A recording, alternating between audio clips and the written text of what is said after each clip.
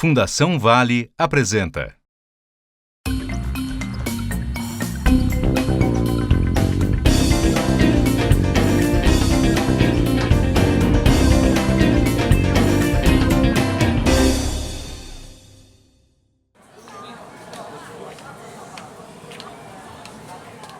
O homem brasileiro, homem popular brasileiro, só gradualmente vem aprendendo a usar a linguagem dos direitos. Historicamente, a linguagem que funcionava era a linguagem do favor, né? Ele não se colocava como um sujeito de direitos, ele se colocava como um pedinte, né? Em face do poder público, em face das autoridades políticas de uma maneira geral, né? E ele notava que a linguagem do favor funcionava, né? Muito melhor do que a linguagem dos direitos. Eu diria que hoje a gente vive, felizmente, né, uma vitória da linguagem dos direitos. Existem instrumentos previstos tanto na Constituição brasileira quanto no Estatuto da Cidade que garantem a participação dos cidadãos, dos moradores, das moradoras nos processos decisórios relativos às cidades. Quais são esses instrumentos? Nós temos a iniciativa popular de lei, ou seja, os cidadãos podem se juntar e elaborar um projeto de lei apresentado na Câmara. Nós temos o referendo e o plebiscito, que também são instrumentos que estão garantidos na Constituição brasileira. Mas nós temos um quarto instrumento que, a meu ver, ele é o que tem maior potencialidade de transformação, que é a participação das associações, das organizações sociais no processo decisório. Seja através de fóruns, conselhos existentes na cidade, seja através da sua mobilização e manifestação no espaço público. E acabou com muita briga, cobrança nossa, acabou de pagar os 2 meses de salário atrasado dos trabalhadores. A população pode interferir nos processos de transformação urbana de várias maneiras. Uma delas é escolhendo bem os seus representantes, quer seja nas assembleias legislativas, mas também no governo federal, através dos seus deputados, mas especialmente os vereadores e prefeitos, porque os municípios aqui no Brasil têm uma grande autonomia para legislar e decidir sobre o problema do desenvolvimento urbano. Esse é um primeiro nível. O outro nível, outros níveis, é a participação popular, porque muitas das decisões de desenvolvimento urbano passam por audiências públicas, consultas à população.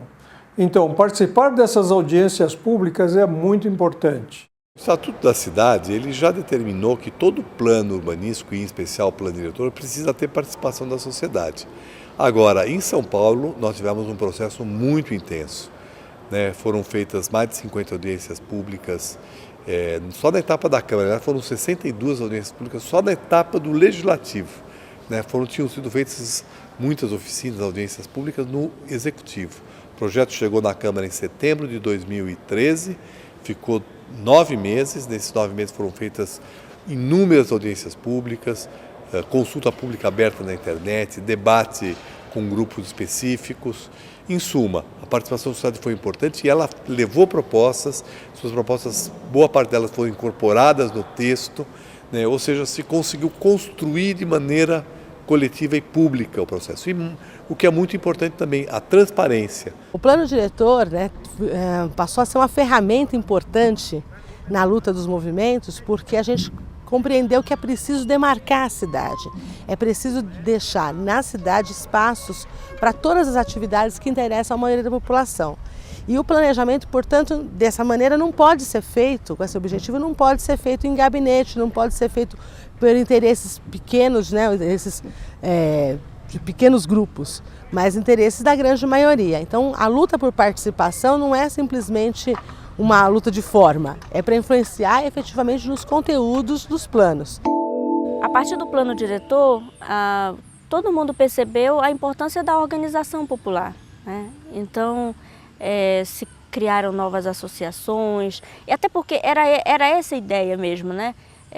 Não aquela coisa mais individual, eu venho aqui na prefeitura para cobrar a parceria para fazer uma festa lá na minha comunidade, né? Tipo, a consciência já começou a mudar. Não, agora a associação é que vem cobrar, mas tem que ser algo coletivo, algo que vai melhorar o conjunto. Essa inversão, digamos assim, até das prioridades do que seriam feitos, mas a partir da mobilização popular. O papel da sociedade, ele é fundamental, porque o planejamento urbano, ele tem a ver com o interesse dos cidadãos em relação ao que eles querem, né, da sua cidade. A cidade tem interesses de toda ordem, mas o que é fundamental? É fundamental que o cidadão ele conheça e tenha as informações sobre qual o impacto das regras de planejamento urbano na sua qualidade de vida, né? Então, uma questão interessante que no Brasil teve uma grande, digamos assim, propaganda e aceitabilidade foi o orçamento participativo.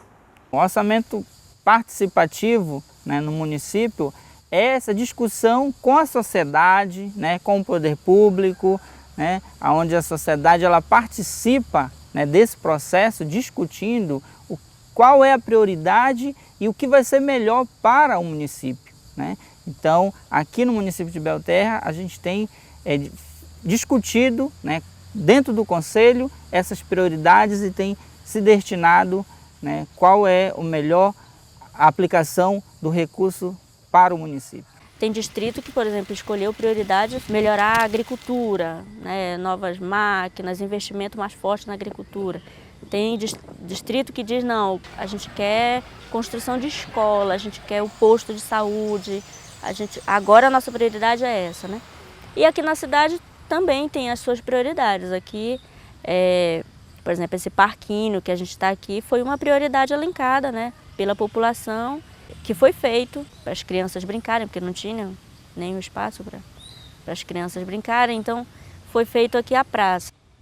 Um dos exemplos, né, de ações discutidas dentro do Conselho da Cidadania de Belterra, né, é a construção da escola, né, onde o recurso ele veio destinado para o município e o Conselho reuniu com toda a sociedade, foi discutido aonde seria a aplicação, de que forma seria melhor, né, até mesmo discutindo o local de construção.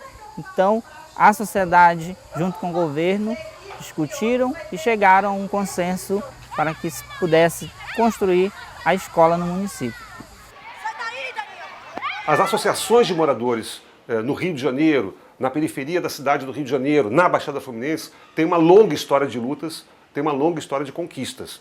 Quer dizer, eu diria que isso não se restringe ao Rio de Janeiro, mas faz parte da luta de diversas cidades no Brasil. A Associação de Moradores do Bengui, desde a década de 80, sempre lutou por moradia digna.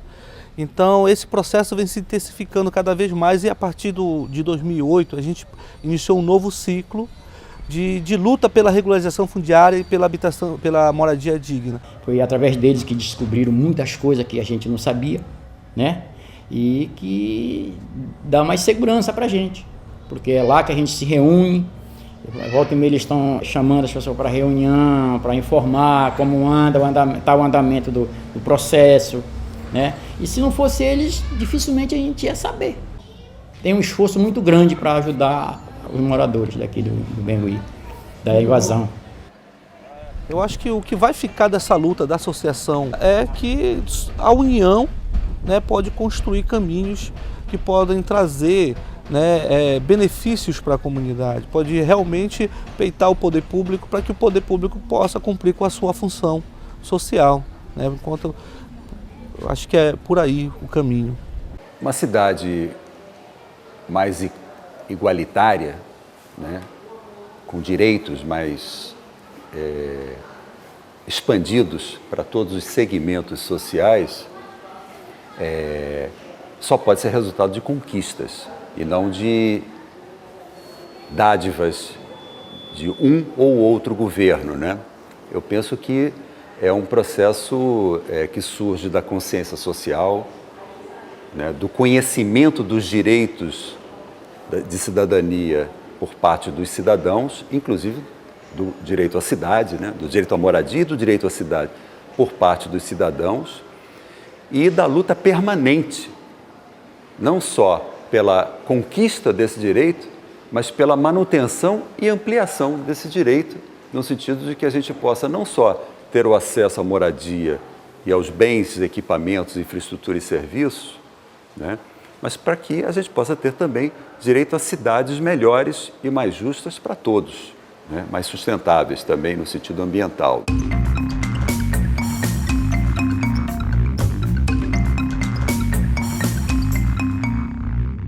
A elaboração do Plano Municipal de Saneamento Básico de Tucumã foi feita de forma participativa, onde população, os habitantes e o poder público participaram de todas as etapas de elaboração. Foram oficinas, foram reuniões no meio da rua, em colégios, centros comunitários e igreja. E essas reuniões, a população falava o que queria, falava o que pensava do saneamento, quais eram as suas dificuldades que eles enfrentavam no cotidiano. Falava da água, do esgoto, do lixo, da coleta.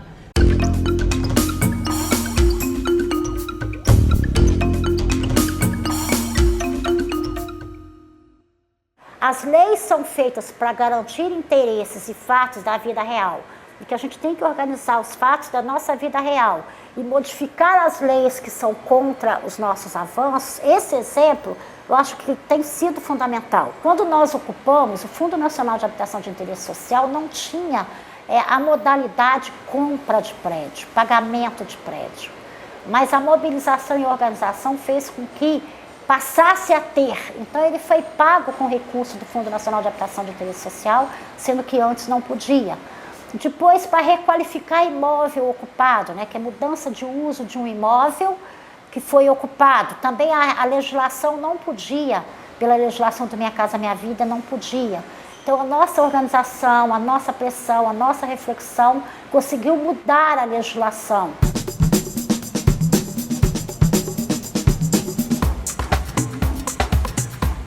Hoje, o maior desafio para chamar os moradores à participação, esse sentido mais coletivo, eu acho que é o momento que Santa Marta vive. É um momento, no meu ponto de vista, de fragmentação. Eu acho que Santa Marta tem histórias de lutas coletivas muito fortes. Resistência de remoção, luta pela luz, luta pela água, luta pela urbanização. Mas eu acho que hoje o Santa Marta virou uma vitrine e tem uma dinâmica de coisas acontecendo aqui que eu acho que ela está individualizando cada pessoa, cada grupo. Então a gente está com muita dificuldade de chamar as pessoas para aquilo que é coletivo, aquilo que é de todos, né? E o lixo é um exemplo disso. A dificuldade de você conseguir dizer que essa responsabilidade é da Conlurb, mas é também de cada um da gente. Então assim, mas eu acho que esse é um desafio grande no momento que a gente também mais uma vez está contra a corrente. Eu acho que o processo Santa Marta é muito mais de individualização. Eu vou me dar bem, é uma oportunidade para eu ganhar dinheiro. Então cada um quer montar o seu pequeno negócio, cada um quer fazer a sua atividade, cada um quer se ligar com um determinado empresário que chegou de fora para poder se dar bem. Então eu tenho uma preocupação com o Santa Marta. O que será o Santa Marta daqui a 10 anos, por exemplo? Eu não sei se a gente vai ser capaz de garantir essa identidade mais coletiva, esse sentimento mais agregador que fez parte da favela até agora. Enfrentar de forma coletiva é a única forma da gente alcançar alguma conquista. Porque individualmente a gente já está lutando por aí, né, sozinho, e o resultado é a vida que a classe trabalhadora leva. Mas é preciso ter presente que o que está ruim pode piorar. E que para melhorar será necessário um esforço. Um esforço participativo. E esse esforço virá de quem tem mais carência. Essa é a condição humana. Não é? Os que estão bem, não é? Podem até fazer o discurso de que tem que mudar, mas para ele está bem, ele não vai se mexer muito. Não é? Ele faz o discurso, mas não se mexe. Agora, quem está mal, até pela condição de estar mal, é que tem que se organizar e cobrar. Sem mobilização, sem organização popular, nós não podemos, eu não acredito que seja possível mudar a cidade. De uma cidade do capital, de uma cidade dos negócios, de uma cidade para as pessoas. De uma cidade efetivamente democrática e justa.